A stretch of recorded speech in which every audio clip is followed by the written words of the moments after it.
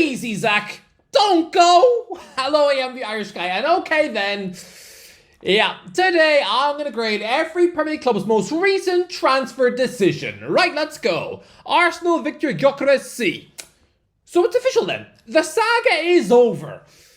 And Victor Gyökeres is back in England. And isn't it funny how he never actually faced any consequences for acting like a big baby brat in Portugal? Honestly, there's a way to leave a football club. But this guy was so desperate for this Arsenal move. So desperate to stand in the middle of that... so desperate to stand in the centre of that Emirates turf. So desperate to stand in the middle of that Emirates stadium, swigging from a bottle of KSI spit, that he literally chose to stop turning up for work.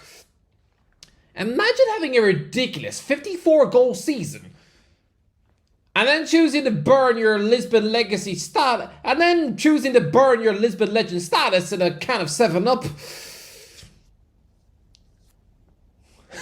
He was so determined to do this. He even dumped his girlfriend to squeeze through this move. He even dumped his Portuguese girlfriend to squeeze through this move. Which seems like the opposite of the last time he moved to England. Because when he joined Brighton in 2018, he actually managed to get his childhood sweetheart into the Brighton women's team too. Yeah, they broke up and she now plays for Spurs, the North London enemy. If they got back together now, it really would be like Romeo and Juliet. Instead he should probably worry that his bitter ex is gonna sneak into his house to burn his shoes. Look, how he went about getting this Arsenal move was absolute garbage behaviour. But is he the guy? I don't know, okay? Because his numbers in Portugal were immense. But UEFA ranks the Portuguese league even lower than the Dutch one. And we've seen just how many pony frauds have been burped out of the Eredivisie. Look, for 64 million, he is worth the risk. But do I think he's going to be some beastly goal-scoring freak? Scoring 1 and 1? No. I mean, his Bane celebration looks cool.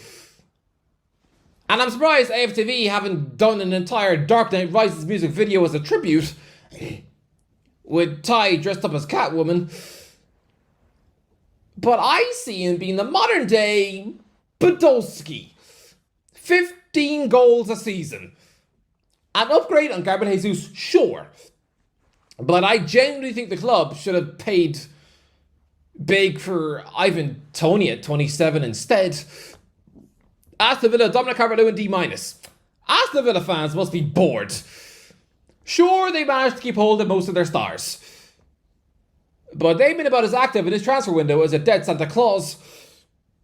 They've done nothing. What's Monkey been doing? Is he just spending the whole summer having a caravan holiday in Guam with his mum?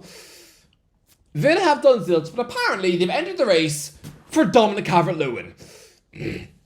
Apparently in a fight with Champions League Newcastle and AC Milan. I'm sorry. AC Milan? Is this like when the media tried to tell us they wanted Hendrick as... Is this like when the media tried to tell us that Milan wanted Jeff Hendrick as well? Is this like back when the media tried to pretend that AC Milan wanted Jeff Hendrick too? How are we living in a world where Christian Eriksen is getting embarrassing contract offers from Wrexham? Which honestly would be like a former big-name pop star now getting asked out by Thogden. Whilst a broken dishwasher like Calvert-Lewin has his pick of Eddie Howe, Unai Emery, and Max Allegri.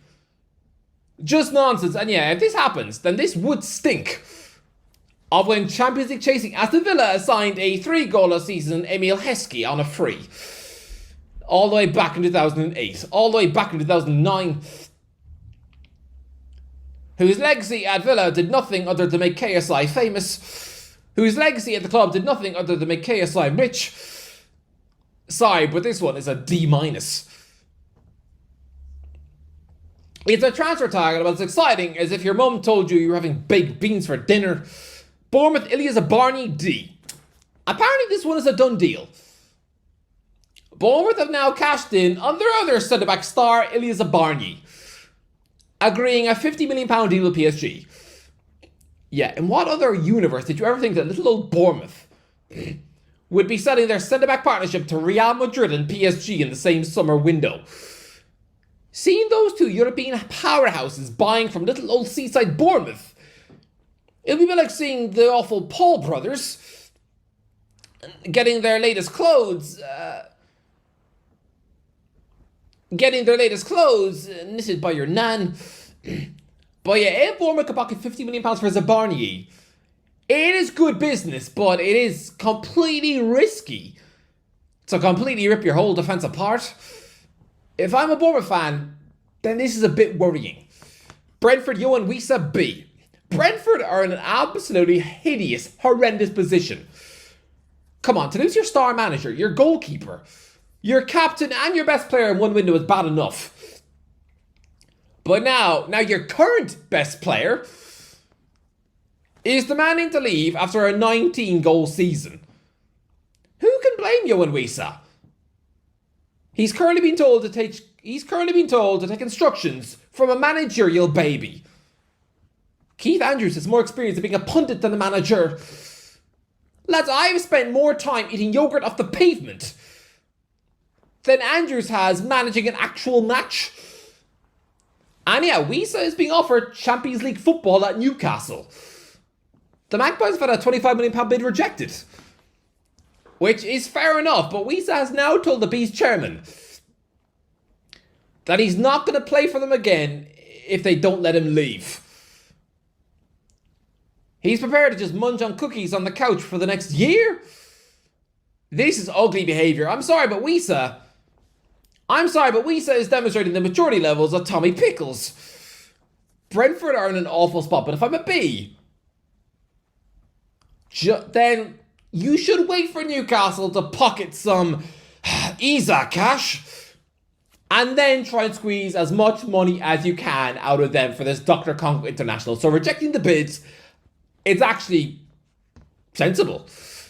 Brighton, Perverse Esteban, C+. Okay, firstly, I have to say that it absolutely makes my soul sing to see Evan Ferguson score 4. Yes, 4 on his Roma debut. That was more beautiful than a fat rainbow, but no!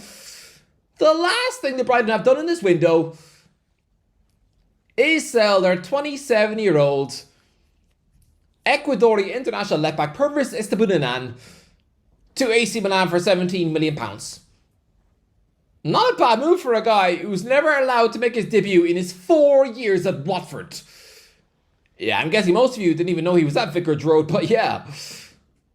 All of their crazy coaches clearly decided he was no better than duck cheese and put him out on 5 different loans.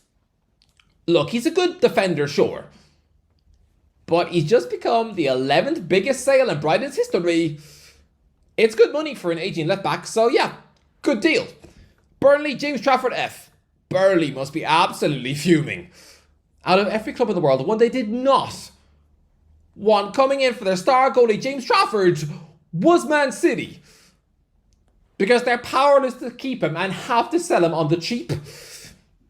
Come on, Burnley were wanting close to £40 million off of Newcastle for their England international. But instead, City have exercised their buyback clause. It's technically a £31 million deal. So technically that would make Trafford the most expensive British goalkeeper to ever live. But because of City's sell-on clause, they managed to squeak it down to just 27 mil. It's a World Cup year and Trafford is choosing to sit on the bench, considering Ederson's move to Galatasaray has crumbled into cookie crumbs.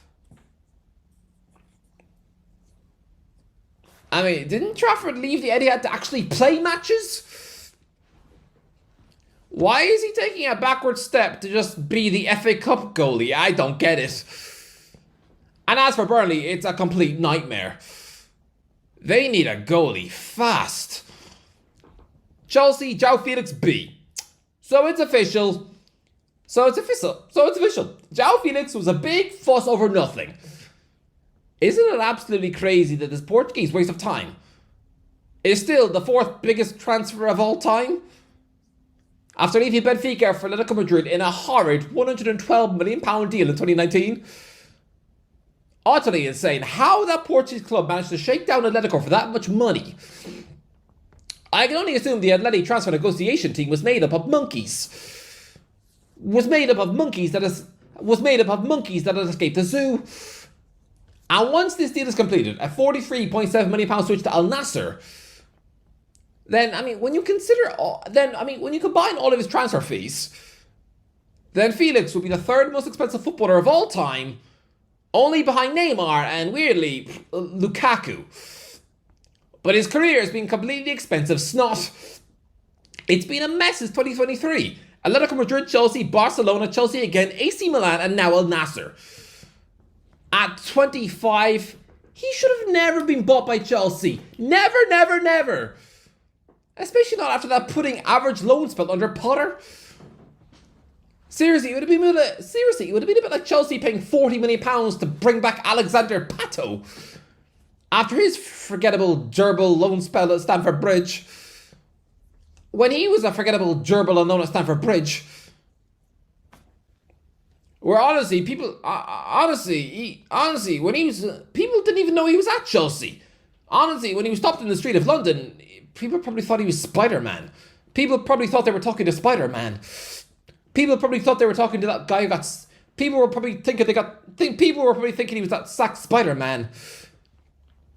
So yeah, to get most of your money back on this absolute soggy toffee pot, well done, Chelsea. Crystal Palace, Evan Gessansi. Nothing much is going on at Crystal Palace.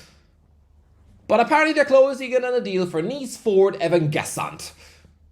A 24-year-old Ivory Coast international winger off the back of a 12-goal season in Ligue 1. Sure, it's decent squad depth, I'll give it a C. Everton, Malik Fofana, A+.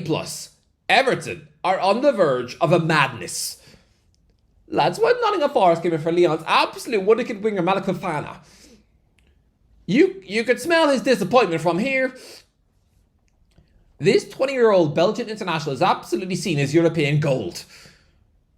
And he had elite clubs in Europe fishing for his signature.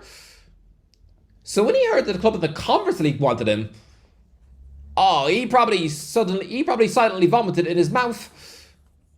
But yeah, now Everton are in advanced negotiations with Lyon for this kid. Bear in mind, Liverpool have been wanting to sign this guy. So if the Toffees can come in and nick him, it'll be absolutely incredible. But surely not. Because surely Fofana wants to get a Champions League club in August. But if this actually comes off, then Everton, wow.